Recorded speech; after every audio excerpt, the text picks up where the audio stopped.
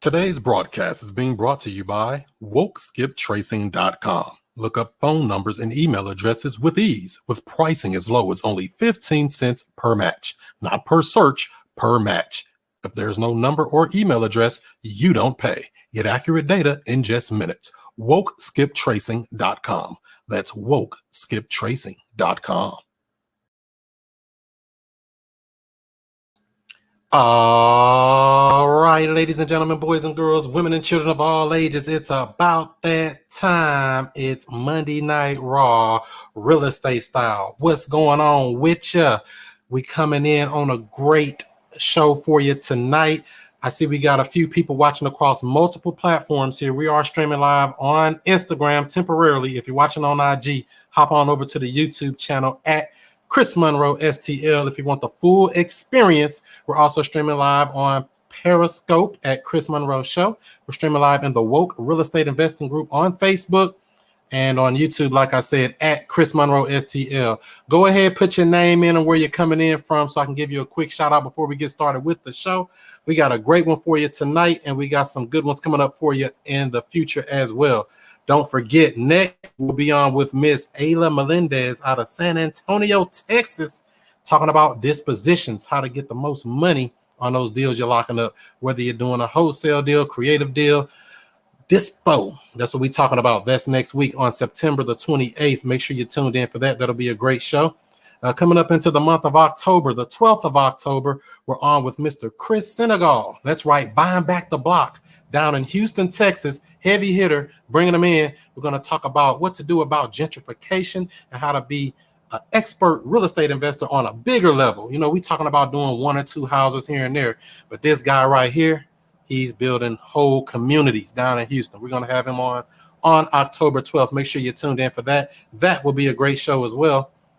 If you ever want to be notified of any of the upcoming shows, all you have to do is go ahead and text JV to 31996. That'll get you on the free joint venture agreement, and you'll also get to be notified of the upcoming shows. So you don't have to remember, you don't have to depend on Facebook or YouTube or one of these streaming platforms to remind you. We send you a text straight from us.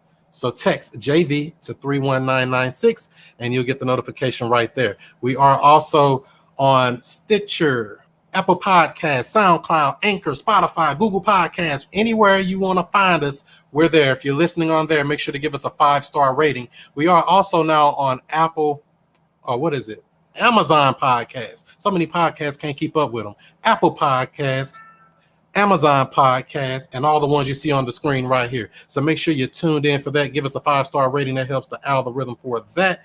And so that is how we're going to do it, just like that. So let's see here. Who we got up in here? What's up? I see you, Leland. Thanks for tagging somebody down in Atlanta. Like I said, tag somebody, share this out.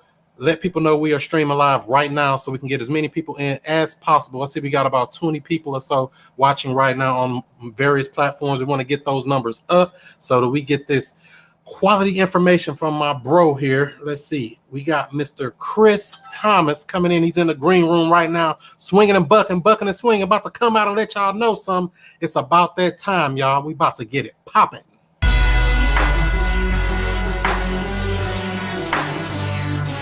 And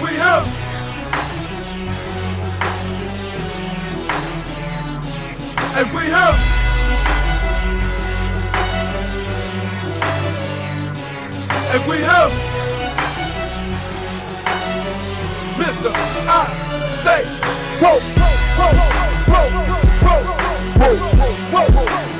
and Mr. I Stay Woke. What's happening? What's happening? What's happening? This is the student master teacher, Mr. I Stay Woke, Chris Monroe, and I'm right back at you with another real estate video.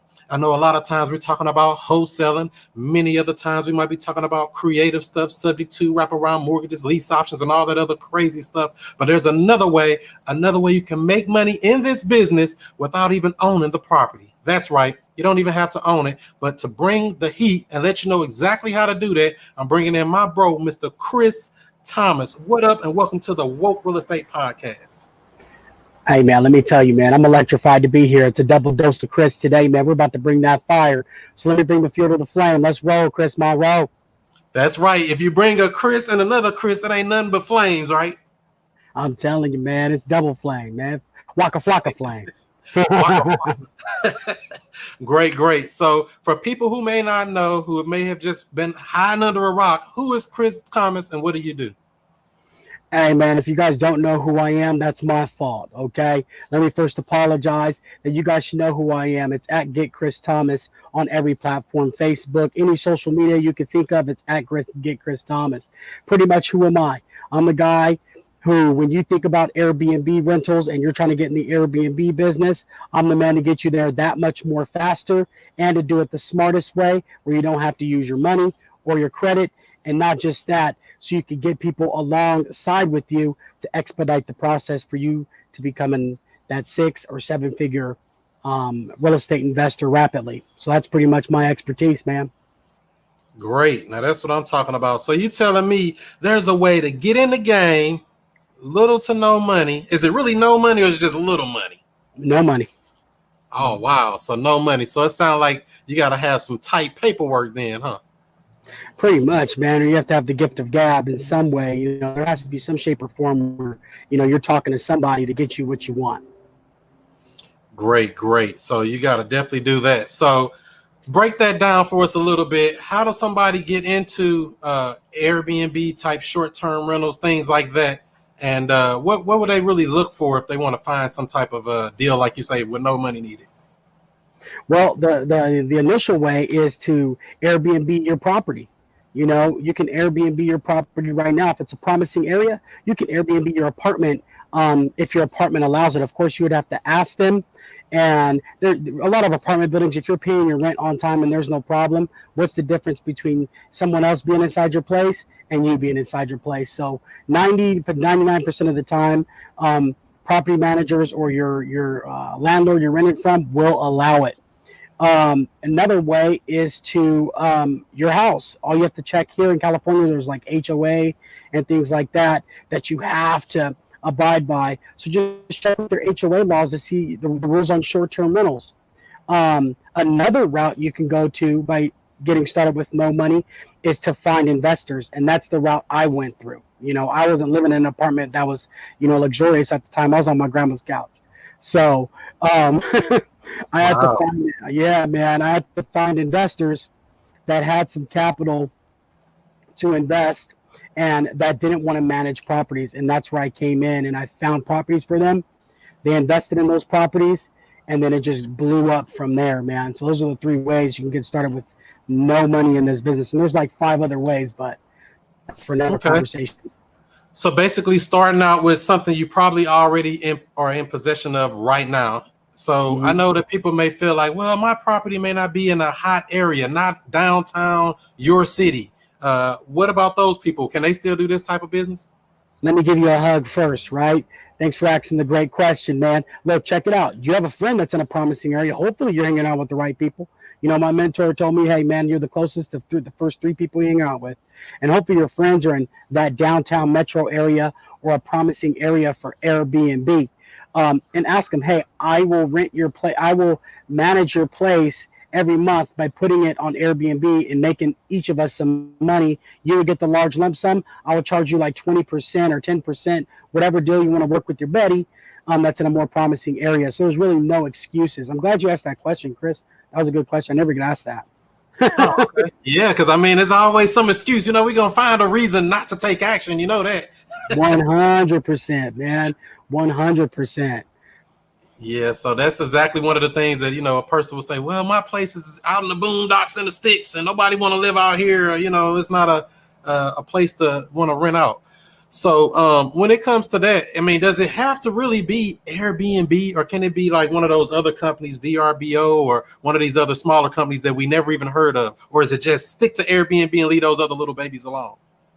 Well, Airbnb is pretty much like the NFL, and everybody else is like the AAF and the Extreme Football League and all these other ones.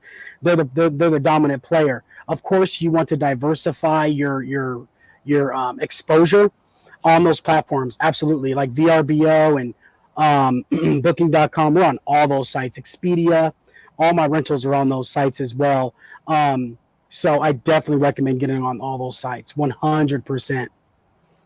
Is there any of them out of those sites that are better than others? I know that you say Airbnb is better, but I mean, I guess a smaller company would maybe take a smaller percentage or something, or how are they getting into the game? Great question, man. VRBO. VRBO is one of the next up and comers. They're doing commercials right now. They're trying to gain exposure for themselves. Why not put your apartment on there, or your rental on there, and to get that exposure? We get, I would say, 80% of our bookings are through Airbnb monthly, and the remainder, 10 to 15%, are from like Verbo and other sites like Booking.com and stuff. But mostly Airbnb or Verbo are the dominant players. And Verbo is a vacation rental by owner. It's another short-term rental site.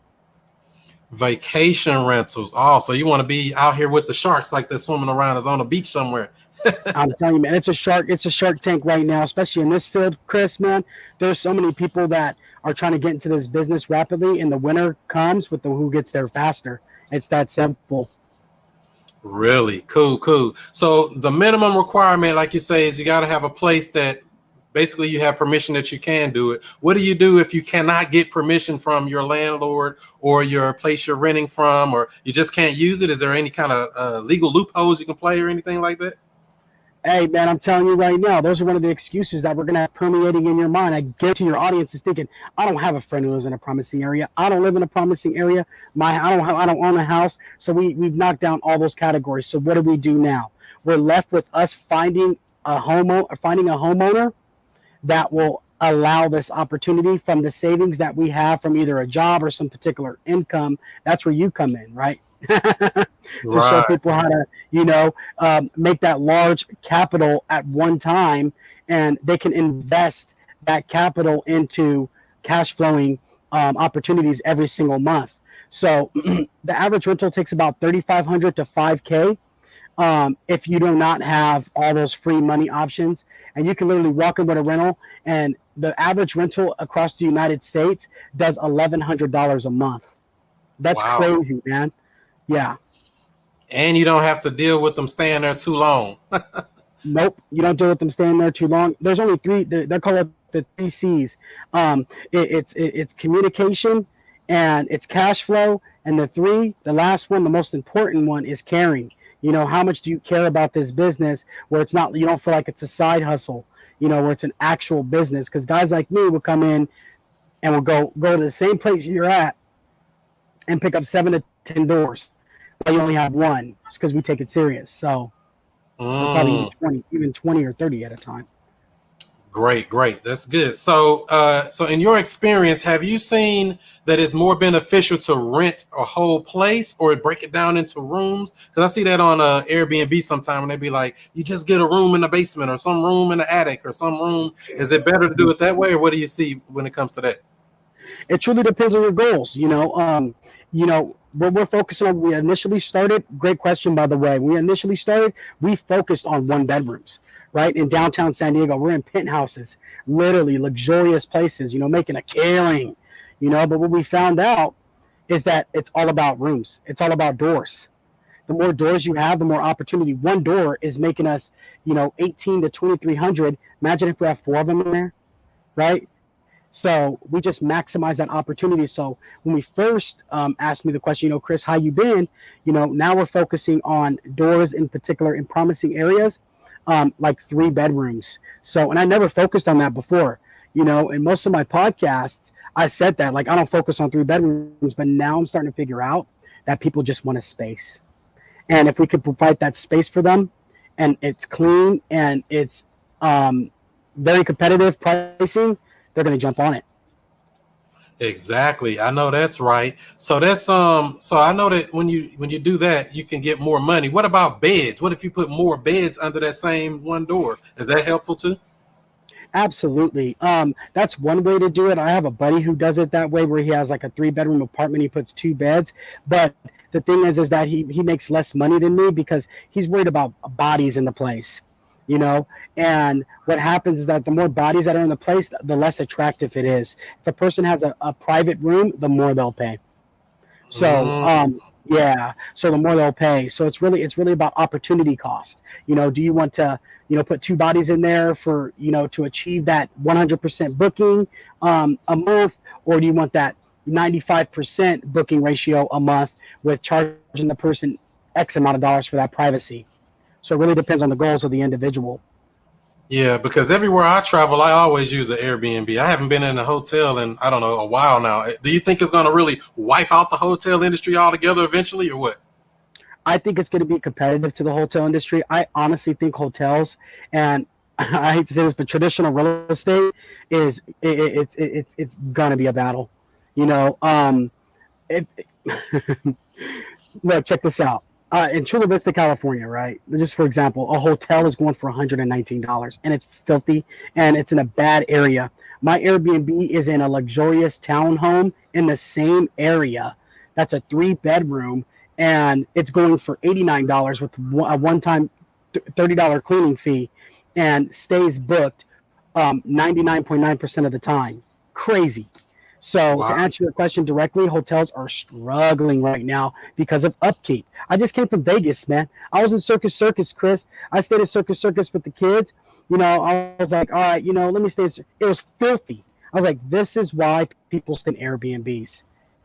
The hotel room, no upkeep. And you know what they're doing now? Hotels, you know what they're doing now? They're not even cleaning the places every day. A And this is shame. the time you got to stay clean because you got the Rona floating around. Right. But they're paying taxes and they have those tax breaks, so things like that. But for Airbnb hosts, we have to clean the place spot clean every time. I'm saying Lysol on the top of the TV. So Exactly. You got to wipe everything down. So these people that are watching over here on Instagram, I'm about to end it. If you want to come on over and get the full experience, hop on over to the YouTube channel at ChrisMonroeSTL if you want the full experience. Peace to y'all. All right, Instagram's over. And so I do have a question about something you just mentioned. You mentioned about cleaning. I know that's very important. They say cleanliness is next to godliness. How do you go about maintaining and cleaning these properties every day? well, when you're first starting out, if you could find someone who's inexpensive and looking for an opportunity, you do not need a professional cleaner. Okay. Or you can clean it yourself to save the cost, because cleaners are typically around $30 to $70, depending on the area you're at. Or you could be like a king like me and just start your own cleaning company and pay them hourly, you know. So that's the smartest way to do it. I just started my own cleaning company. Dude, I went through so many cleaners, man. I've been through I'm not kidding, Chris. I've probably been through 200 cleaners, 300 cleaners, individuals That's in all. the last I, I, I, I, 6 months. I know you may not know it, but I had a cleaning business for 4 years. I've been through over 500 employees, so I understand. I feel your pain.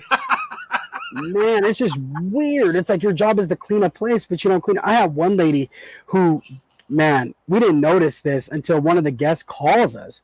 And they're like, oh, you know that there's towels up under the couches and there's trash up under the couches? I'm like, what do you mean? So the lady didn't clean anything. She put everything under the couches and was doing it for weeks. And we didn't even notice. And we kept replacing. She said, we need to replace towels. We need to replace towels. So she was just going in there, throwing stuff under the couch and leaving and getting $50, cleaning times 4 cleanings a day. So, Crazy, man. One little person can mess up the whole business. and we got bad reviews for it too. Exactly. That can mess your whole thing up. So that's something I do want to talk about here coming up as well, reviews. But before we move on to that, this cleaning and management, this can be a lot of work. I mean, you said you could do it yourself, or you can hire somebody, or you can start your own cleaning service on the side and kind of just employ people just for your business per se. Is there another way to do it? Can you hire a company or something like that to do it, or? Yeah, you can hire a company, but those companies they charge a premium. They have to make a profit. And it's very hard to find a company that is, how do I say it, that won't interrupt your profit margins, because cleaning companies need to make money, and their average cleaning is about 85 to 150. I know you can attest to this. How much did you charge for a cleaning? Yeah, about that much. 95 to 100, up to 150, maybe more. If there's any kind of extra stuff, you want to wash dishes, upcharge. You want laundry done, upcharge. You want trash hauled out, upcharge. Anything that's out of the ordinary, we gonna charge you. 100%. See, there you go, Chris. There you go. And that's stuff you need to do in your Airbnb. People are going to use dishes. People are going to use the laundry. So there needs to be those places and those systems in place, so that it can save you money. So the way to do it is this, man. If you're starting out, do not hire a cleaning company. Do it yourself, or find somebody like a friend or a family member, or just post something on Facebook to say, hey, I'm looking for a cleaner. It doesn't have to be this professional job. Here's the pay. Is somebody interested? Share this with somebody who might be interested. You'll get a ton of people like that. Those are the people that you'll learn from. And then eventually what you want to do is, when you have, 3 to 5 rentals, you can't do that no more. You need a great cleaning company. Start your own, or work out a deal with a cleaning company to say, hey, we're churning and burning through these things. If we could do like $50 per cleaning, with the average stay of about 3 days, your company is getting paid if you would not take the cleaning. So little salesmanship is in there. So it seems like a person could almost start a cleaning service exclusively for these Airbnb type businesses. 100%. I'm surprised. There's companies out there, but they're charging $150. Like, come on, dude. Like, listen, here's a business opportunity. Me and Chris Monroe have it for you. If you start an Airbnb cleaning business, you shouldn't even start an Airbnb cleaning business, which you should really do. You should start an Airbnb outsourcing business, which means if somebody has an Airbnb, they can go to your website and search what they need. Do they need a cleaner? Do they need a plumber? Do they need something of that nature? So you should be an outsource to find those people and then direct them to your place, kind of like the Uber of cleaners and plumbers for Airbnb. That'll make you millions. I'm surprised somebody hasn't done that business yet. So something like Angie's List, what they've been doing for years. Yeah, they're not doing too well though, man. Oh wow! Yeah, they're not doing too well. How do I say, lack of contact with their customers. They're trying to charge people to use the service, and they're trying to charge service providers. So it's a bad business model. Triple dipping actually. They're charging the customer more. They're charging the people doing the service, and they're charging the client. That makes no sense. For you to find a reliable person, come on. Wow. Yeah, that's crazy. I mean, because I came from 2 failed startups, man. They did what now? I came from 2 failed startups, so that was kind of like my business model. I came from 2 failed software companies. That's how I got into this business. I came from that, so I know that field very well. Yeah, they're not doing too good, so I don't think they'll be around for a while. Yeah, because back when I was messing around with that type of stuff, I went through Living Social. What is it? Groupon. We've used all of that stuff for our business, and it wrapped up customers. But the trick is to get all those email addresses yourself, so you can run your own specials to those people and not have to go through them anymore. Right, and check that out. Listen to that as well. Like, doesn't that sound slimy? Like, you have one person who's interested in a plumber, you have 50 plumbers calling them at one time to get the deal. It just, come on, man. That's too many. Yeah. And they make it seem like it's a deal. I understand that. So when it comes to this Airbnb stuff, I know you said something about reviews. What do you do about bad reviews? Is there a way to get them off that you're aware of? And what can you do to maintain a good positive image? Well, go above and beyond for the customer. First of all, you shouldn't be getting bad reviews on Airbnb. If you're getting bad reviews on Airbnb, or if you're getting bad reviews, that's a learning experience. It's not bad. It's a good thing. That's the most lucrative opportunities for you, instead of you paying for it the hard way, which means your listing gets removed or revoked once you reach under, like, I think it's 3.5 stars or something. They're totally removing people. Some people just aren't good at customer service. Find somebody who is. So how do you get good reviews? Go above and beyond for the customer. Make sure you have multiple towels in there, more toiletries, things that the customer would not expect, because this business is not about us, Chris. This business is about the guest. Right. This business, like you said, you stay in Airbnbs. Imagine if I left you one towel and you had your friends with you, and I left you one thing of toilet paper. Come on, we can't treat people how we want to be treated. We have to treat people as if they are the greatest thing on earth when they enter our place or that rental. So it's more so hospitality more than just regular old real estate. Correct. So there's a hospitality component of it that you must learn, and the way to do it is go to luxurious hotels, stay there for a night, or type in on the internet or on Google or YouTube and see what luxurious hotels are doing and just copy them. That's what I did. I would copy everything they did from the bathroom to the rooms to everything, man. And we just crushed it. I know that's right. It's okay to be a copycat as long as you copy the right cat. That's 100% true. Man, I have people copying me. I have other dudes that do this business, like, Airbnb, showing people how to do Airbnb. They copy me word for word. It's funny. I laugh at it. But they're doing, I'm amused. So I know that's right. And so when it comes to this Airbnb stuff, what kind of paperwork are you going to need if you find somebody who's willing to let you use their place to rent it out and do this Airbnb business? it's pretty simple, man. Coming from a guy who used to, let me just tell you real quick. Can I say something, Chris? Can I go off subject? Drop some heavy. Okay, gotcha. Let me tell you, when I first initially started this business, I didn't do it the right way. Okay, I went in there, I went behind the owner's back because I was hungry. And this was about 2.5 years ago. I went behind the owner's back and did Airbnb, and he's like, no, we don't accept this here. And I was like, okay, well, we'll just cancel the lease. And he was like, all right, fine by me. So you have to fly straight. Okay, you have to fly straight in this business, and the way to fly straight is to find a great owner, small property manager if you're first starting out, and it's a subject to. That's all it is. You're just signing a lease to tell them that you're going to Airbnb this business and take it from a guy that has 217 plus rentals, okay, that do an average of about $2,700 a month, average after all expenses. And I can tell you that if you don't do it the right way, you will get in legal trouble. I was fortunate that I didn't have to go that route. But if you do it the right way, you can show other owners and other potential property managers that you're going to do this business with that this is a legal business. They're contacting that owner, and it's going to be easier for you. Once you get 3 rentals with a subject to, sky's the limit. You're going to get more owners who are open to listening to you.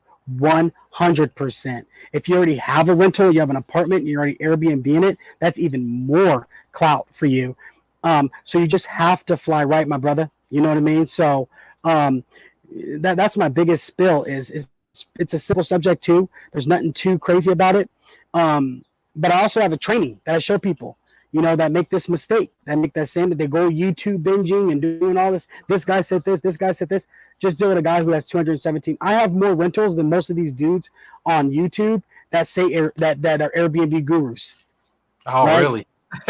I have all of the, check this out, Chris Monroe. Look, man, I have all the rentals combined under my stable. We manage 70 for our previous investors, and then the remaining are ours. We have more rentals in our stable than we do than in our portfolio. I like to say, my buddy says stable all the time. He's rubbing off on me. So we have 217 plus rentals. We'll be at 500 by the end of November. It's funny. I hear these guys on YouTube pitching Airbnb and talking about Airbnb, and I have more rentals than all of them, every single one of them combined. So I just laugh at it. But, I barely started this internet stuff, man, like in October. So this is all new to me.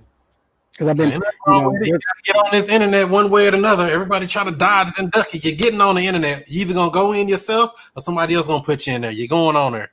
Right. And it was crazy. It happened by accident. Some guy told me, "Hey, Chris, man, you should, share your knowledge with people." And I was just like, "I can't." You never heard that saying, Chris?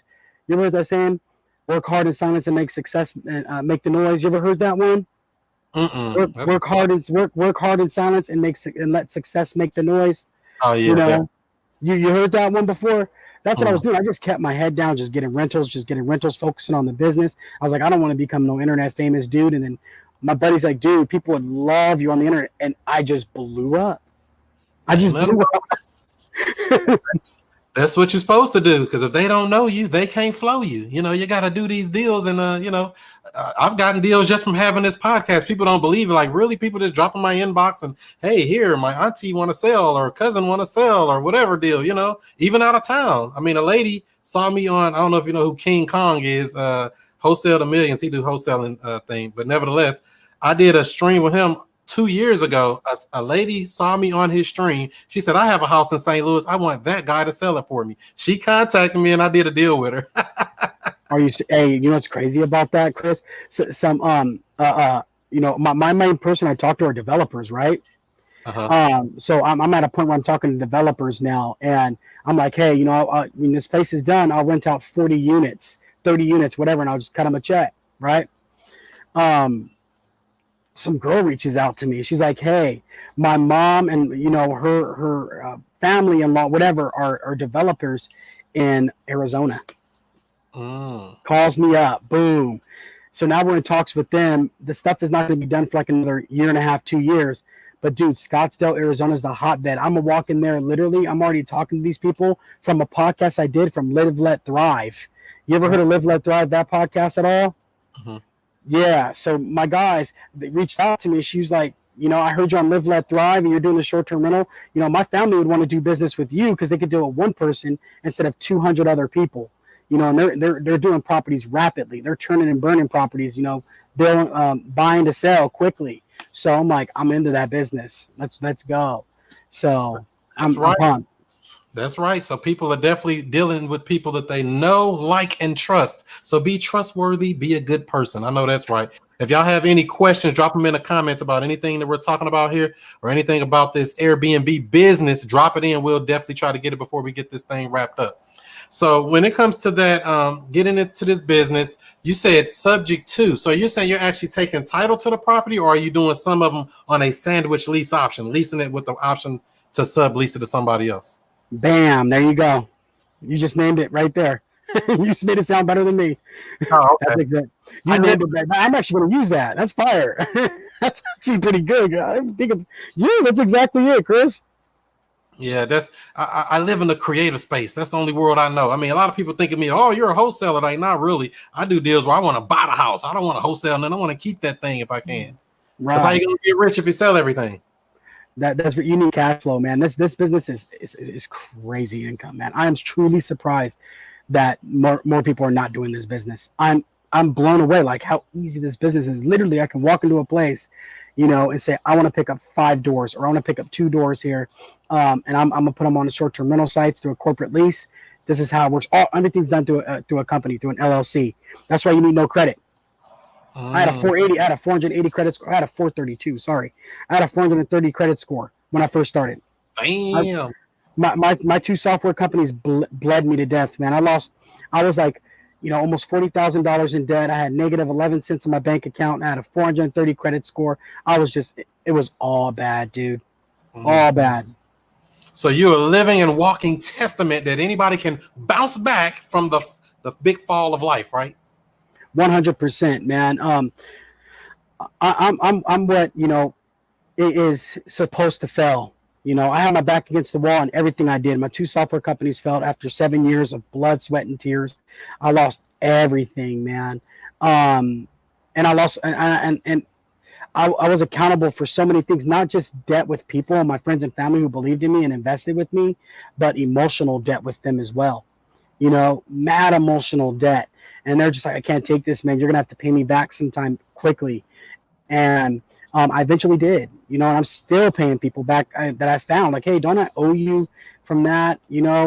Sorry this happened. So it was brutal, Chris. Let me tell you, man, it was the darkest time of my life, brother. Just 2.5 years ago, it was extremely dark, So anybody can bounce back. And I know when people are listening to a guy like me, they're like, oh man, you made it. Oh man, I used to envy people like me. But let me tell you guys something real quick. You can't compare yourself to a guy like me, because in the position I'm at and where the position where you guys are trying to go, because I was at where you're at. So the way to look at it is you should be inspired to become, a person with 217 doors. That's not even my goal. My goal is 50,000 doors by the time I'm 40 years old. So, and not just do short-term rentals, of course, do multifamily, but that's my goal, and everybody's goal should be, better than where they're at. Don't you agree, brother? Yeah, I would definitely agree with that. And that's what I wanted to ask you about as well. When it comes to multifamily, why hasn't somebody just used the whole apartment building, say 50 unit apartment complex, and just Airbnb the whole thing out? Is that not realistic? If I was let me spread this real quick. I tell all these developers all the time, why don't you just Airbnb this entire building? And then 10% of it, they're responsible for low income housing, or I think it's like 5% in California, whatever it is. and pre-qualified great low-income people, and the rest of it Airbnb, you could be making 50x the return on your cash flow on this building a month. They're in the traditional mindset. That's where I come in, and I'm making money on top of their lease. I'm glad to pay them $1,700 for a studio. I'm glad to pay them $3,200 for a 3-bedroom. That's going to make me $3,700 a month. No problem. But yes, absolutely. If you have a multifamily with more than, if you have a fourplex, you should be Airbnb in that thing. Definitely. Yeah, I only have all single families right now. So I'm like, I don't know. I haven't really dabbled into it because most of the properties I've come across, they don't seem to be in that area where you would think it would be good money on Airbnb. Yeah, so that's contradictory. That's on the other side of that, is it in a promising area, right? And that's one thing you have to ask yourself: is this somebody with Airbnb? You never know. Chula Vista's kind of sketch, man, in San Diego, but it does numbers, dude. So you got to look at it like, is it a promising area? Is it a nice area for people? Yeah, and that's what I want to ask you too. You use that term a couple of times. What is a promising area? Promising area is done through the data. I'm a data guy. I'm a numbers guy. The deal's done in the data. I do not do anything if the data is not right. I do not sign my name on a lease. I don't do anything unless my nerds have done their research on AIRDNA.co to say, Chris, this area is promising. Let's make a call. I have some of my sales guys make calls, and they're like, this area is promising. Let's do it. We walk in, do AirDNAs, tell us that there's this occupancy rate. We're going to make this much money, and it is so spot on. It's called AIRDNA, AIRDNA.co. You will never lose a dime in a rental by using that site. Oh, see, Nina agrees. See, 100%. She knows the business, right? Never lose a dime. This site is incredible. I've never lost a dime in the Airbnb rental space, not even during COVID, okay, because of this site. It tells you exactly what to do, even during a pandemic. Chris, people are looking here on Facebook. People are looking here on Craigslist, or they're looking here on Verbo. This is the booking ratio. This is how you want to modify your prices. Insane. And you never know, Chris, what if your area is a promising area? Is there another rule of thumb outside of that? Say if it's somebody's not too computer savvy, because people make this excuse, I don't understand how to read that, and it's right on the computer, but I'm gonna play devil's advocate. I don't understand how to read that. Is there like a rule of thumb, so you need to be this close to a Walmart or this close to a CVS pharmacy? Is there another rule of thumb they can go by?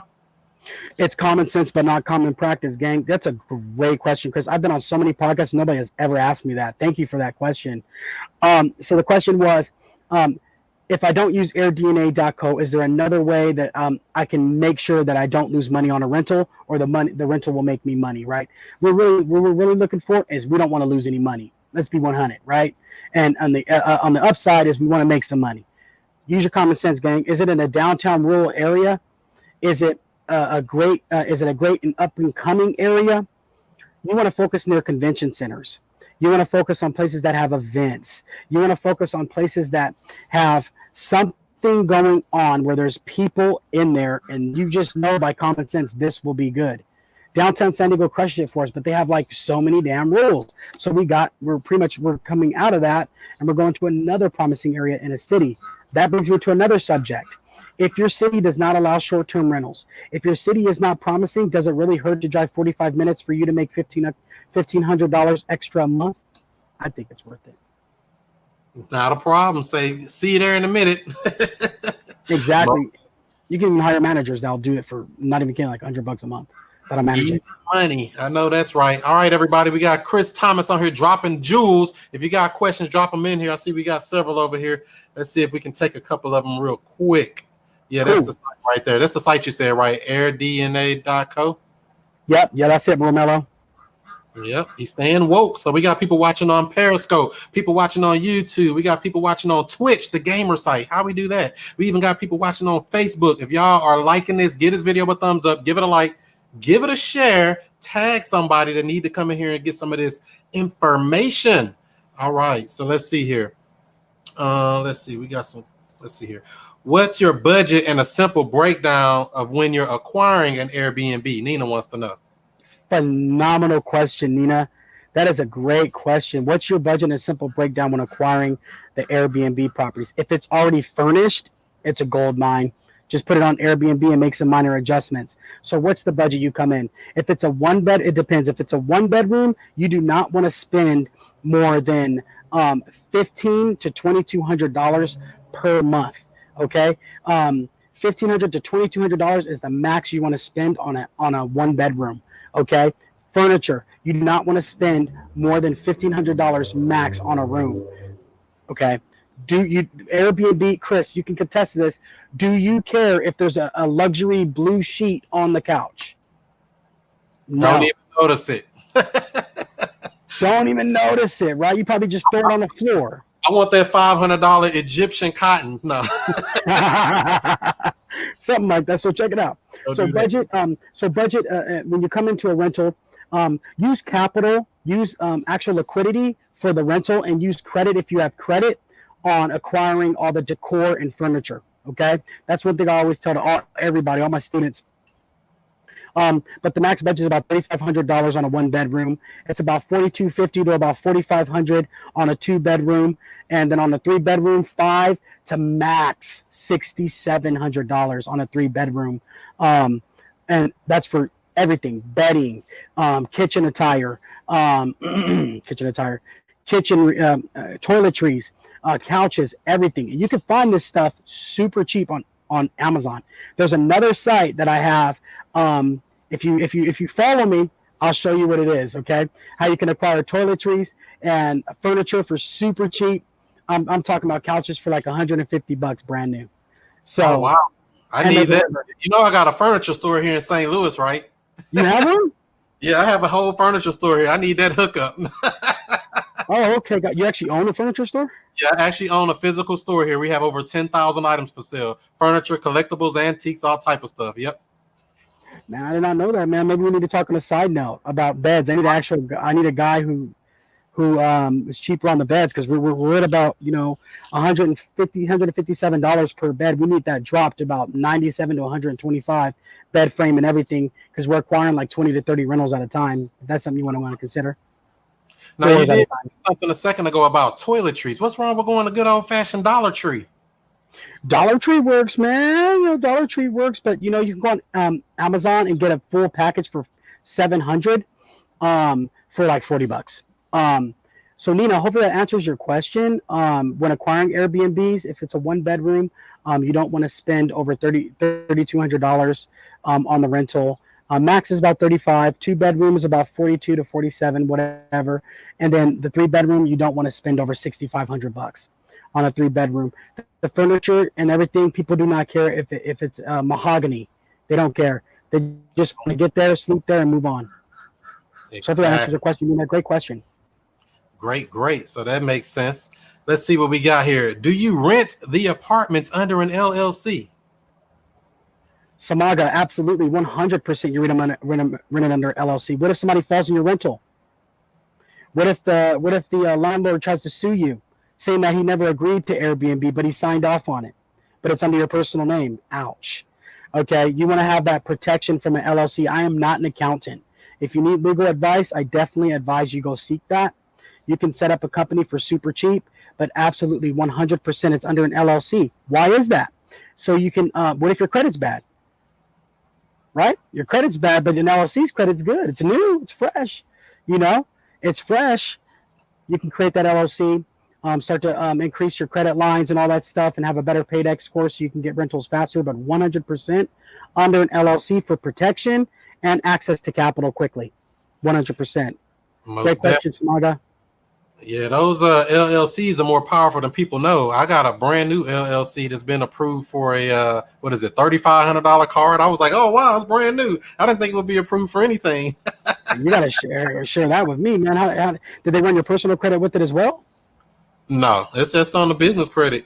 So I mean, because I did do a little bit of stuff to help get my business credit file something on it, but I mean, it didn't take but 2 or 3 months, and And I just tried it out, because people say, "Oh, put a little thing on this and that," but I'm not an expert on business credit. I'm just trying it out. Once I go through it all out, I'll give a full review and be like, "Oh, this is what I did. This is how it worked," and I'm gonna do it on the next 6 LLCs because I got 5 LLCs, and I only building credit on one of them. I should be building on the others, right? You only have 5, man. Dang, I thought I had a little.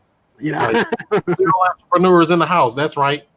So let's see here. We got. Let me touch on something about that too. Yeah. What you said about that credit. I'm actually looking for an individual who knows business credit very well, so I can apply that to my course because I have like hundreds of students that that have rentals, but now they want more rentals. And one of the lenders that we're using, they actually now you have to have title, so they changed it. Which is weird, but that's part of the program. I can hook you up with somebody. I know several of them. So they've been on this show. That's the crazy thing about it. That's why we bring on these experts in different fields so we can figure out how to plug people together all across the United States, come together, and teamwork makes the dream work, right? I 100% agree. I know that's right. Let's see here. Nina wants to know, what is your biggest difficult challenge doing business in San Diego, California? Great question, Nina. The biggest challenge we have right now in San Diego, California is exactly that. It's a competitive environment. We have two of the largest companies that are out here going to these massive buildings and picking up 30 to 40 leases like me, so it's hard for an individual who wants to get started in this business to get started. So one of the biggest difficulties is dealing with Sonder and Lyric. Sonder is one of the largest short-term rental companies that picks up 30 to 40 rentals, and it's very competitive.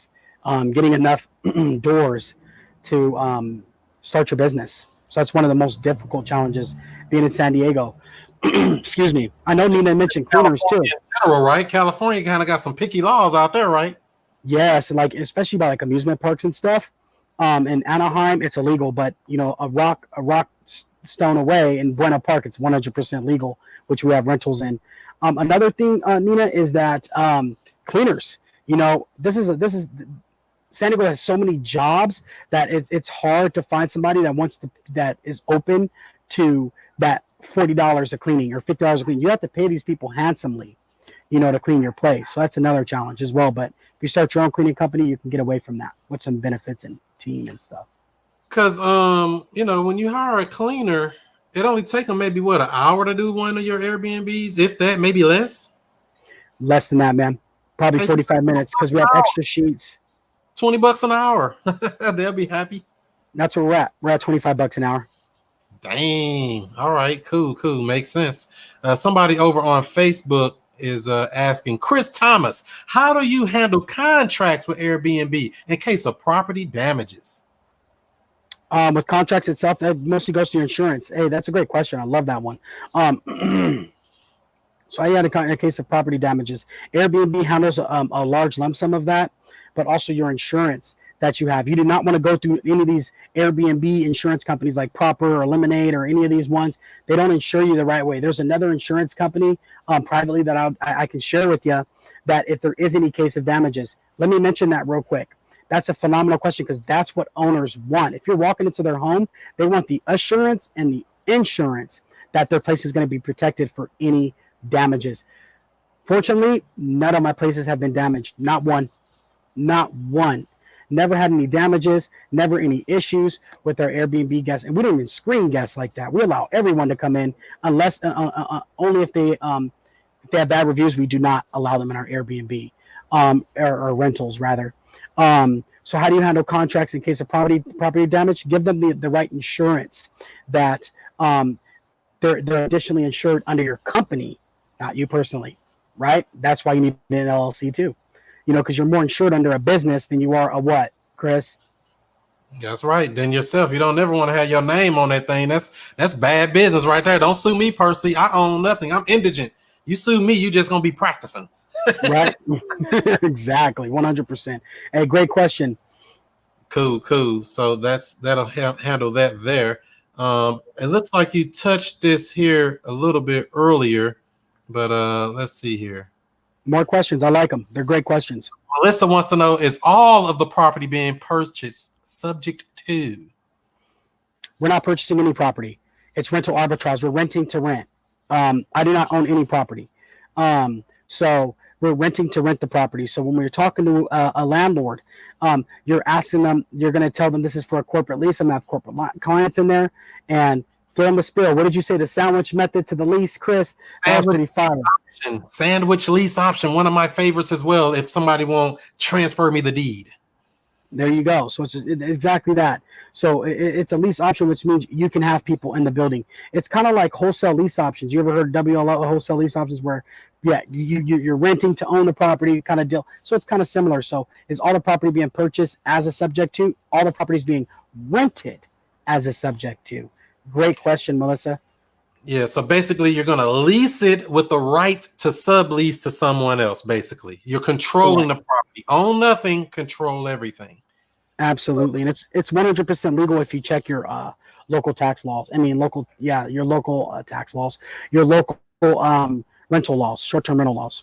That's what I want to ask you about too, Chris. Would you ever switch up and say, I want to own a couple of them so I can get the depreciation, the appreciation of the property and other things as well? If you know you're going to keep it for long term, so you get a good area, a good desirable area, wouldn't you want to buy that one? The ultimate goal, Chris, I'll be 100% honest with you. The ultimate goal for this business model is to eventually get into a multifamily real estate syndicate, so then I can eventually get into a bigger multifamily deal where I'm acquiring 100 to 300 plus rentals at X amount of price. And eventually I'll Airbnb those multifamily deals as well. So absolutely 100%. My objective, my end goal is to acquire real estate and to actually own the actual property. Right. And something else to piggyback a little bit on the question they asked earlier about the contracts. How long of a term are you putting on these? Are you doing 1 year, 2 year, 5 years? What are you doing on that? It's not about us. It's about the owner. What does the owner want? Is the owner open to 18 months? We do about 36 months average. We want a long-term relationship. So we'll initially walk in. When I first started, I'm talking as a newbie. You want to just do 1 year. Don't do anything crazy. Another selling point you can tell owners, I'll pay you more every single month. I'll pay you 20 to 30 bucks extra every month to allow me to do this. That's how much I believe in this business. That's a pitch that a lot of my students use, and it works phenomenally. That's the biggest pitch. I'll pay you an extra $100 a month. Do you care about the extra $100 a month? How much money you're gonna be making, knowing you're about to make like a $2,000 a month? I have one student who's in Nashville, Tennessee, 19 years old, Chris, 19-year-old kid, man, 11 doors. Guess how much this kid makes a month after everything? Probably $25,000. $57,000. Oh, Macaulay Culkin. Oh, and it's crazy, man. He had no credit too, and he's 19. There's no way he could build that much credit at a 19-year-old. So, 11 doors, man. What's up with some more questions, man? Those are great questions. Okay, we got some more for you. Cool. They said insurance note to self. Thank you so much. They asked about. You're welcome. Let's see what we got here. Nino, do you require the guest is verified with the form of government ID on the Airbnb platform? Because sometimes the guests are on the Airbnb but not verified. Great question, Nina. Woo, that's a fire question relative to our business model. She says she has a rental, right? I believe she has a rental, so she knows the business. She's great. She's the perfect person on this podcast. This is perfect. That's a phenomenal question. I do not approve anybody who is not verified on Airbnb. Do not ever, let me repeat this, do not ever confirm the booking with somebody who is not verified. They will ruin your place. My buddy has 70 rentals, and he accepted them. And what happened? He's in Florida, and he accepted people that were not verified, and the ones who are not verified wrecked his place.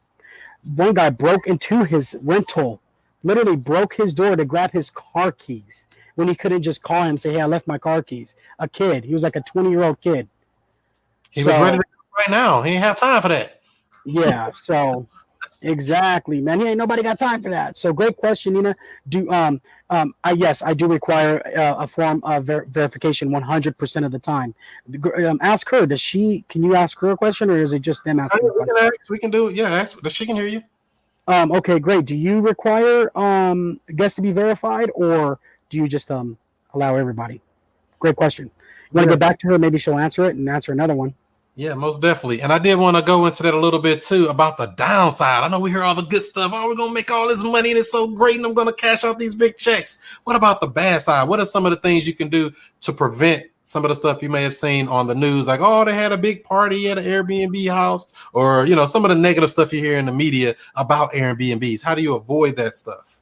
When Airbnb has your credit card and you're throwing a party in there, Airbnb has stopped all partying at rentals.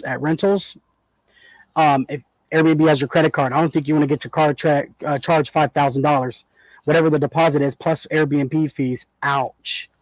Yeah. You don't want that. Let's talk about the downside of this business. Let's be blunt, man. Pandemic, this is the traveling business. If people stop traveling, you are toast. Okay. Or you could put the place on Craigslist and just rent it out, or you could go on FB Marketplace.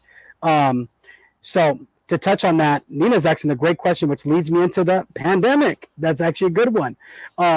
Absolutely, our business was affected. We're staying about 93% booked. During the pandemic, we were about 87%. We're about 87% booked. So it dropped it down a little bit. And the way we did that was through Facebook Marketplace, Craigslist, and then we advertised on Facebook our place. And we got it booked, surprisingly. And we just focused on the areas that we AirDNA. Where does most of our travelers come from?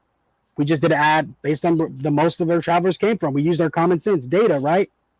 Another thing, this has been what we have picked up in the matter of 4 months. We have picked up 79 rentals because of people didn't pay their rents. Hosts couldn't afford their rents. So when there's traumatic situations, there's an opportunity for investors, right? So a guy like me, I can take an L. All right, I can take an L on $2,000, $20,000 a month. No problem. I can take an L on that. They can't. So there's people out in Chicago and mostly Arizona that said we cannot afford this rent every month. We're paying $8,000 a month. We cannot. We're getting buried for Corona. We did our same tactics we used. We called up the property manager or owners or whoever they're dealing with saying, hey, this is Signature Stays. We want to take over the lease. Here's the deal. We'll sign a new lease with you. We want these discounts. Boom. And a little bit of salesmanship. You're not responsible for the mortgage right now. We don't want to pay the rents right now. All those people had to do was just contact their people and hear them out, but they didn't want to do that. Right?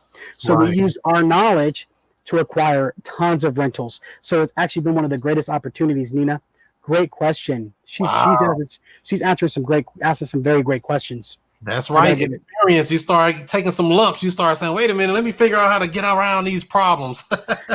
You know what they say, man, everybody wants to be an entrepreneur until they step out in the ring and get punched in the face. You know? Like to say, everybody got a plan until you get punched in the mouth. Exactly. It's crazy. That's one of the unfair advantages that people who grew up in rough areas, that's the unfair advantage a lot of us got, is that we could take an L. And it won't hurt us because we've already lost for a long time of our lives. We take an L. It's like, all right. Exactly. I know that's right. Let's see here. Hey, how are you? Love from the UK. We got somebody watching in the UK. All right. What up, Nicole? That's what I'm talking about. UK in the building. Out here, worldwide. Oh, they talking about that 19-year-old that you say $57K a month. Good night. Yes, good night. The dude is balling. He's about to. He's actually an investor in our portfolio. We do that as well. Where we'll take somebody's capital and they don't want to manage rentals or nothing like that, and we just pay them out of cash flow every month. And he'll be at. He told me by the end of October he'll be at about 35 rentals, 40 rentals. Killing the game. 19. You're so inspiring. You're inspiring her. SD California. Is she from San Diego, California too? Yeah, she out there. Oh, she's out there. Oh, cool. What part of San Diego is she in? San Diego. Yeah, she's out there in California doing deals. Let's see here. Yeah. Let me see what we got here. What do we got, my brother? Let's see here. So yeah, she says she do require a government ID. 100%. So she knows the business. She knows the deal, right? Never allow somebody in your rental without that. Never. That's zero tolerance. Exactly. Get them up out of here. So how important is decor and things like that and making your place look nice and putting nice pictures on the wall? How important is that? You want to keep it clean and contemporary. So I might have dogs talking behind me or yelling behind me. But you want to keep it clean and contemporary. You don't want too many things going on. And just keep it clean. You know, set this white background, keep it clean. You know, yes, do you want to add some of your touches, or, you know, this is the way I do it. You guys know a secret? This is the way we do it. Can you hear me clearly? Yeah, it's kind of chopping up a little bit, but I guess it'll re-buffer in a second. The way to do it is you look at luxurious places on Airbnb and make that your own inside of your place. So if you see that this place has gold tables or gold stuff, go to these cheap places and like Burlington, and you can even get it cheaper on Amazon and just copy what they do, those little touches that they do, and that's it. All in a nutshell, you want to keep it clean and contemporary. That's the I tell this to everybody: only white sheets, only white covers at all times. What about these people that like to overdo it? They want to go out and hire an interior designer and be all stupid about it. Nah. Look, let me give you a real life example. One of my buddies, you know, he's in real estate. You know, he's a real estate agent. And she's in Lemon Grove. Oh, that's cool. I'm in Del Mar. So, my buddy, he hired an interior designer and paid like $7,000. He's barely making a return on investment after like 9 months. I made money the second month. I'm into making cash flow, right?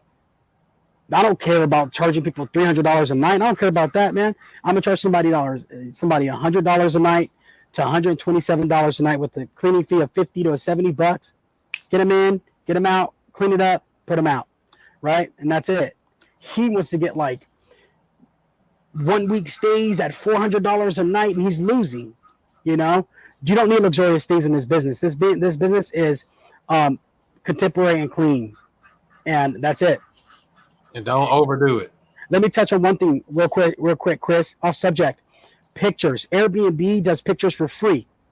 They'll come have a professional photographer come, snap, and guess what else it does for you? If you know anything about the internet, the Google search engine is, if you're using their content and their stuff, they're going to show you more. So if Airbnb will verify your listing, right, and that'll show you more because you're using their pictures. All of my spots are all Airbnb verified, and I get shown every single time. I'm like top 5. I have my rentals in San Diego. I have 7 listings that are on the top page in downtown San Diego. Mine. Wow. So basically, if you allow Airbnb to take the photos, that is part of the entry part to help you become verified with Airbnb. 100%. You definitely want to do it. You can take your own pictures with an iPhone, but Airbnb doesn't know that's verified. If they have a professional photographer, they just charge you a booking or whatever it costs. I think it's like $170 or whatever it is. Guys, do it. Do not take pictures with your iPhone 11 Maximus and your iPhone 5700 or nothing like that. You know, have Airbnb do it the legit way. Right, exactly.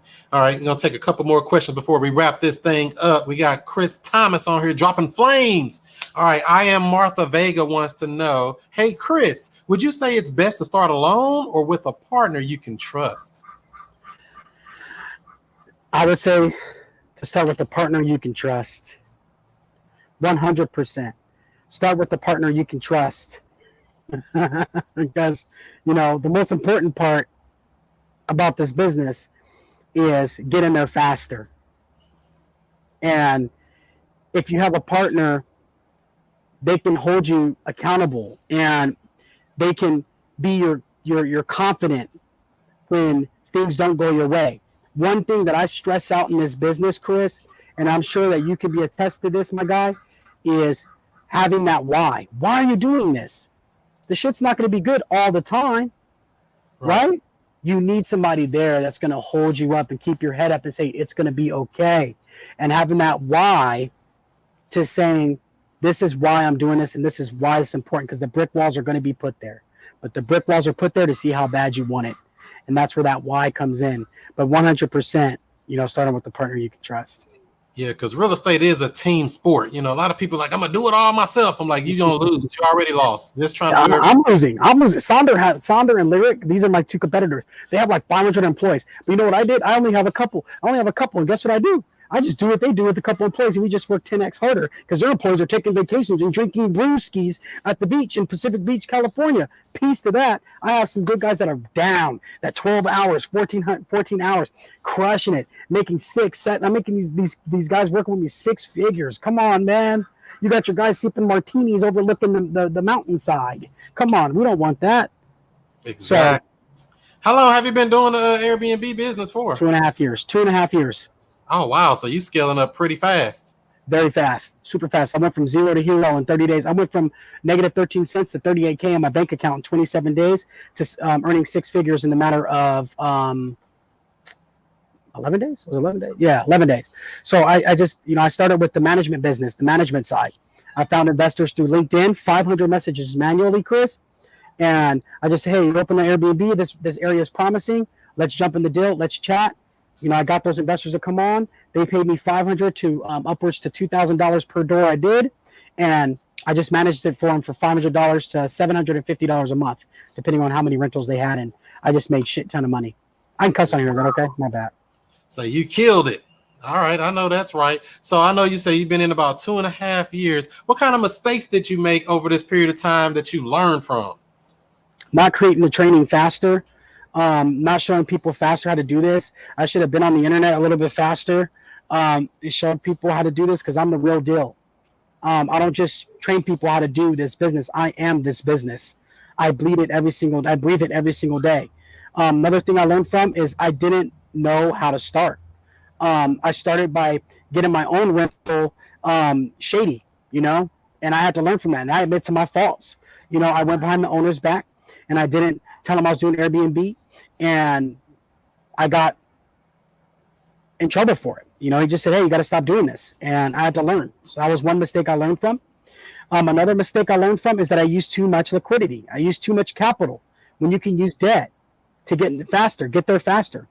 You can use debt to professional debt to get more rentals that much more quicker. That's what it separates the winners from the losers. Wait a minute, but Dave Ramsey say debt is dumb and cash is king. Dave Ramsey's show is made off of a debt. That guy's a clown, man. I don't know why. Normal people listen to him. He has a good marketing strategy. I love it. Marketing strategy is phenomenal. That's one thing I learned from. But his education portion is absolutely horrific and terrible. Hopefully, Dave Ramsey sees this message. You're telling people not to save on lattes. That's stupid. What people need to do is increase their income. People don't like to save on lattes. People don't like to penny pinch. We like an abundance life, man. We want more and more and more. That's why we're on Amazon once a day. So wow. And I can understand that because I think his philosophy is good for a certain segment of people that may just want to live paycheck to paycheck and do that type of. But for entrepreneurs and stuff like that, you can't play that game. You got to push forward. You got to use debt, use leverage, get software apps, whatever you got to do to get yourself to be successful. Wouldn't you agree? I agree 100%, Chris. Hey, man, you ask great questions, man. I got to tell you, man. Shit, you came prepared. Hey, let me tell you, you use debt. That's one thing I learned from. I didn't use debt. I used my own capital, my own money. That's yeah. Don't do that. You want to pick up a couple rentals, then build your credit up so you can get more. If you have to use your personal credit for your business, okay. But if you can get access to professional debt, do it 1,000,000%. Get there faster by using debt. Get out of this mindset. Get out of the mindset that you have to buy J's or you have to buy chains or anything. That stuff's cool. I like when people do that stuff. I like when people drive nice cars and want to blow their money, but it's all about getting that stuff and with the cash flow. Like my girl Nina said, she said it best. Why don't you have your cash flow pay for that stuff? Fastest way to get that cash flow is debt. That's right. Simple as that. I know that's right. They say it sounds like though you were self-taught. 100%. I didn't even graduate high school, gang. I've been an entrepreneur since I was 15 years old. My mother was on drugs. I grew up in a very bad area, in San Diego. I had all the cards stacked against me. But you know what? My lack of resources was my greatest resource. And I needed to, I would ask myself as a kid, You know, when I was 15 selling fake bus passes, making as much as a teacher's salary at 15 years old, you know, in North Park. And I was like, how are these my mom told me, my mom was like, Chris, why do you go to school? If they're gonna teach you how to make money, you're making as much as them. I was like, wow. I was like, yeah, so I just stopped going, you know. So Yeah. I just stopped going. Everything was self-taught, but it's not self-taught, it's else-taught. How many people have I helped and in position to where I'm at today, right? Because in turn, you're helping me. I know we're gonna have a conversation off topic for a lot of things that we even talked about, Chris. Learning about your furniture business, I'm definitely interested in that. The funding. So look, you're helping me, I'm helping you. So it's not about self-taught, it's else-taught. Who is someone else I can help in order to receive something, in order for them to gain, right? And without me expecting a gain. So it's not self-taught, it's else-taught. I call it the else-taught. I know that's right. They say you have a testimony and you are inspiring others. Thank you. Thank you, Facebook user, whoever you are. Yeah, whoever that is, if you're watching in a woke real estate investing group, there's a link in the description that says, click this to show your face on Facebook. I made it real simple this time so nobody can say, oh, I don't know, because it's a private Facebook group. And so for it to put you in the public like this, you have to give it permission. So take 3 seconds, go down in the description, click that link, and then you'll be able to show your face and name on here. Thanks for the hearts too, whoever it is. And let's see here. Thanks, Chris. I don't want to go in blind like Stevie Wonder. This business can be heartbreaking. I'm telling you, man. We were going in. When you're going in blind, you can get burned. Let me tell you. I know that's right. Now, you mentioned something a little bit ago about you got some type of course or some type of training for people that want to get more information on how to get into this business step by step. Tell us a little bit more about that. Yeah, man. The short-term rental academy is for an individual that wants to get started in this business and scale up quickly. Take it from a guy that has 217 plus rentals, gang. Right? I'm not here that has 40 rentals telling you I'm the Airbnb king. I'm living proof. I've made these mistakes, and I'm sharing with you the mistakes that you can avoid and how to expedite your success with the Airbnb rental game.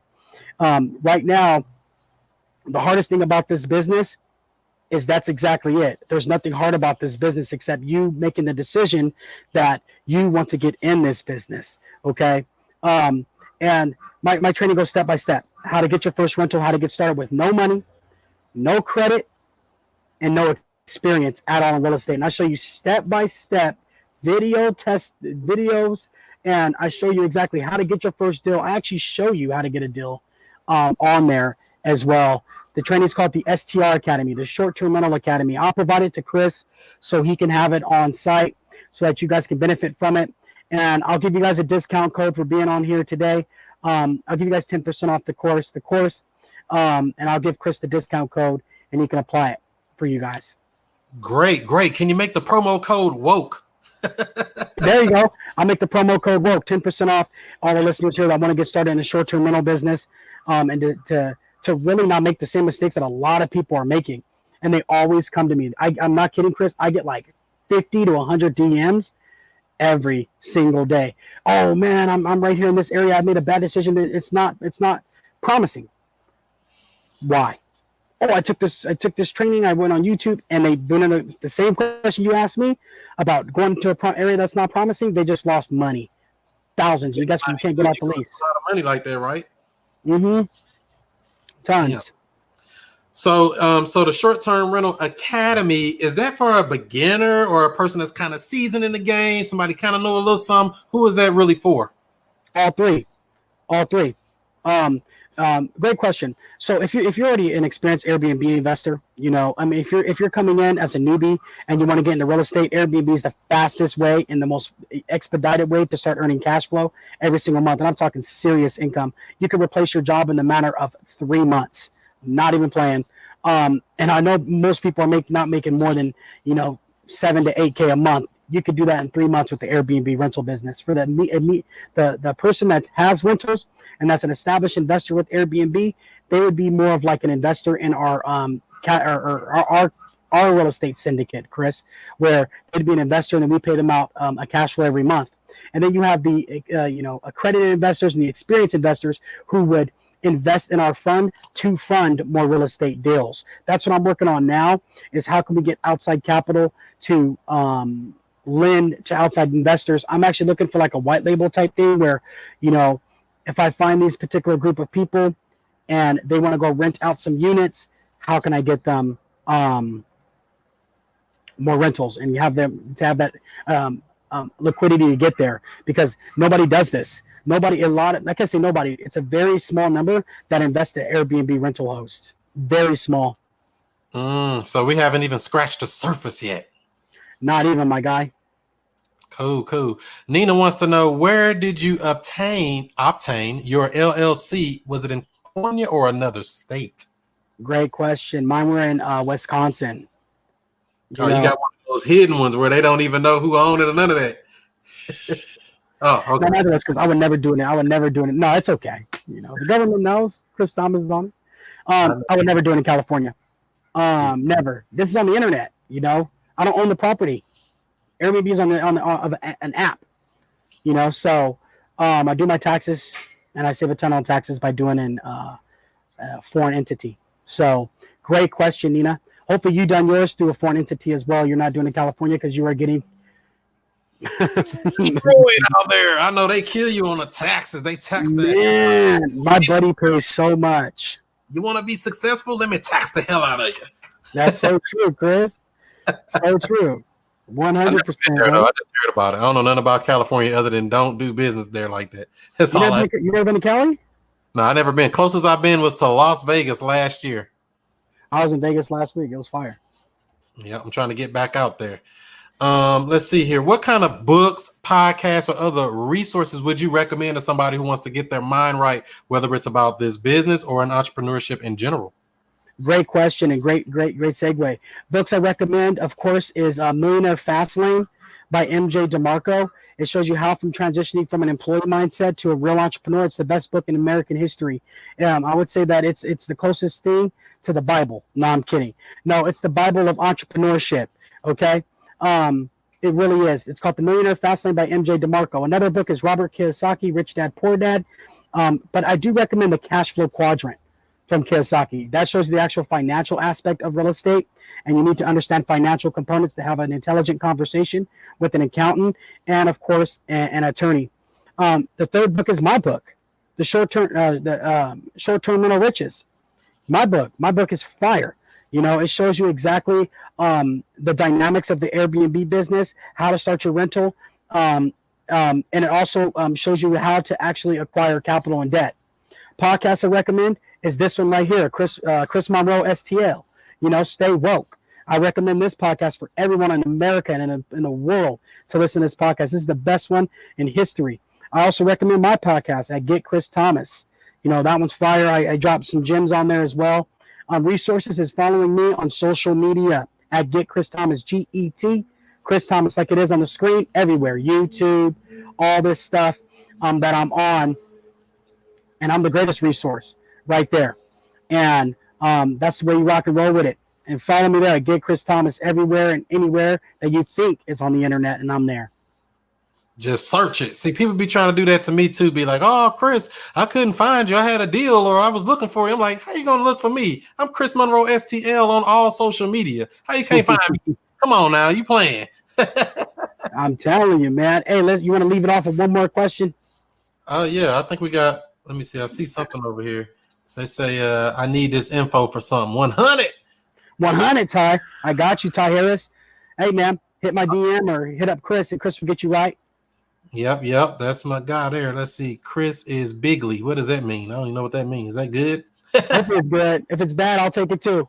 So I'll take the bad and the good with it. I don't know. Periscope, y'all be saying some stuff, but I know it's probably something good. Did y'all have any other questions before we wrap this thing up? So any closing statements or anything you want to give to the people before we wrap this thing up? Chris Thomas. Absolutely, 100%. If you have not yet entertained the idea, if you want to pull no punches style entrepreneur, telling you right now that gives you in-depth information, not about short-term rental business, but about success in life and how to achieve things faster in your life. I am tired of hearing about this traditional way of getting rich, taking you 10, 20, 30 years. That's baloney. I want you to get rich in 3 months.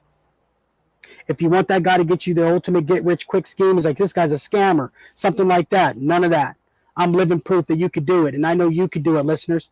right now, I'm going to leave you with this. The objective in life is to have autonomy of your life. Autonomy, to have complete control of your life. And if you want to get there faster, listen to a guy like me at Get Chris Thomas right there, like it says somewhere. And if I can find it, it's right there. I can find it somewhere. Get Chris Thomas somewhere and follow me, and I'll show you on the journey of how to get there. Okay? Another thing, if Right you're a there. beginner and you want to get started in the short-term rental business, I am the guy to guide you. And we jump on Zoom calls every week with all of our students, and I show you step by step how to get started in this business. And for you to get your first rental, like that 19-year-old in Nashville, right? And I believe he used the tax return. I mean, not tax return, but he used his taxes to get his first rental and scaled up to 11 rentals in the matter of 7 months. Good night. He's 19 and making $57K a month. Everybody can do this business. Chris, what's anybody else's excuse then at that point? What's the excuses? I have no idea, man. We ain't But got that.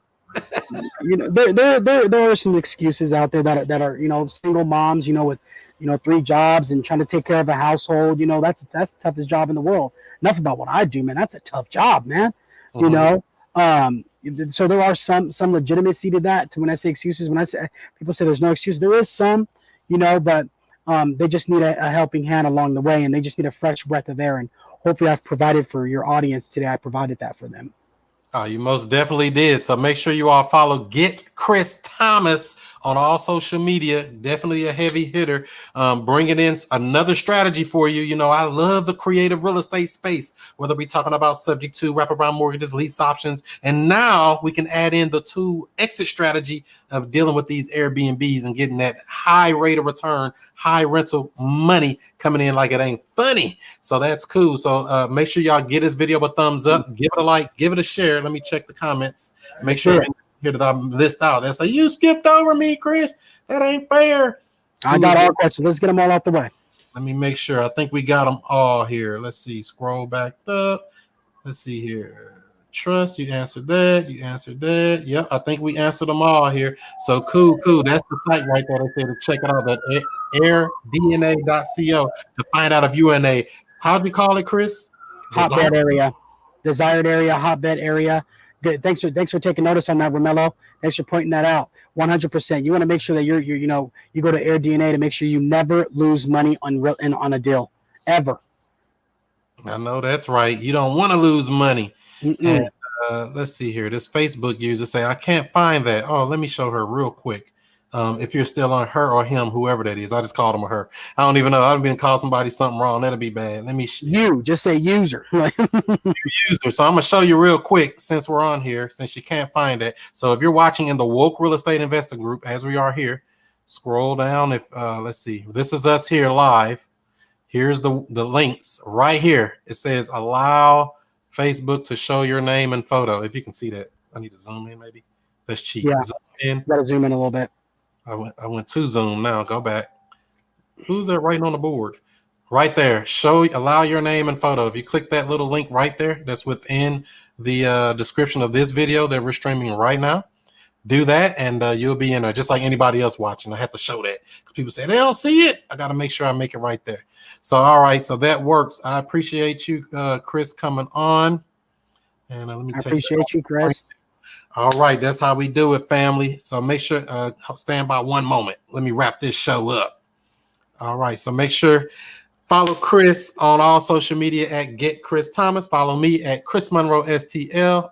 That's Snapchat, that's Twitter, that's Instagram, that's Facebook, that's YouTube. Don't forget that YouTube with over 250 free real estate training videos where you can learn everything from the rooter to the tutor when it comes to real estate stuff. Make sure you come on in and try that out there. Also, if you haven't already, joined the free Facebook group called Woke Real Estate Investors on Facebook.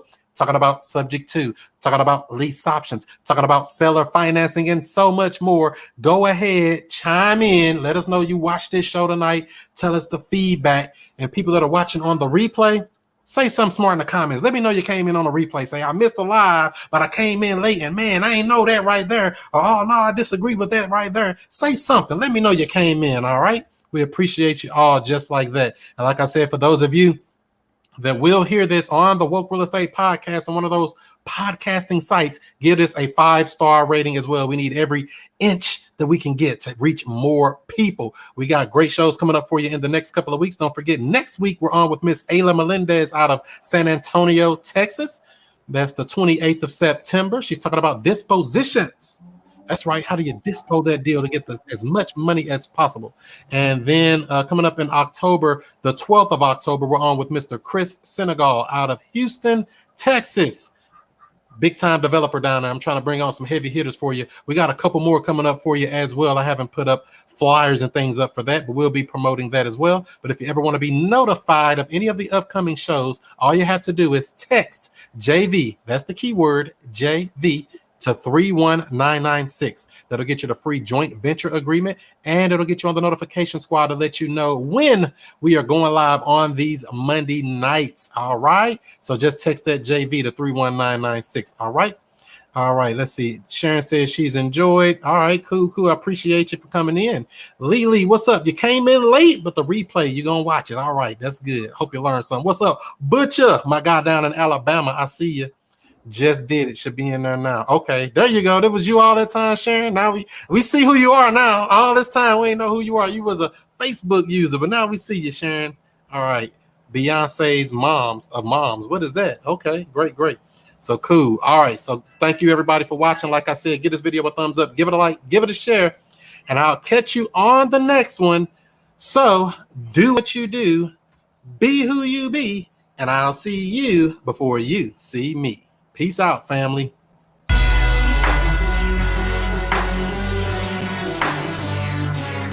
we have.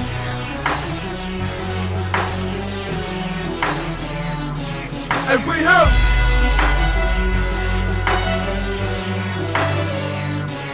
And we have. Mr. I stay. Whoa. And Mr. I stay.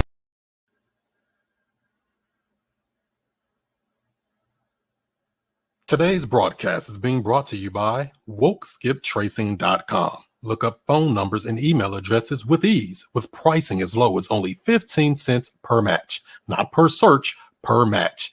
If there's no number or email address, you don't pay. Get accurate data in just minutes. WokeSkipTracing.com. That's WokeSkipTracing.com.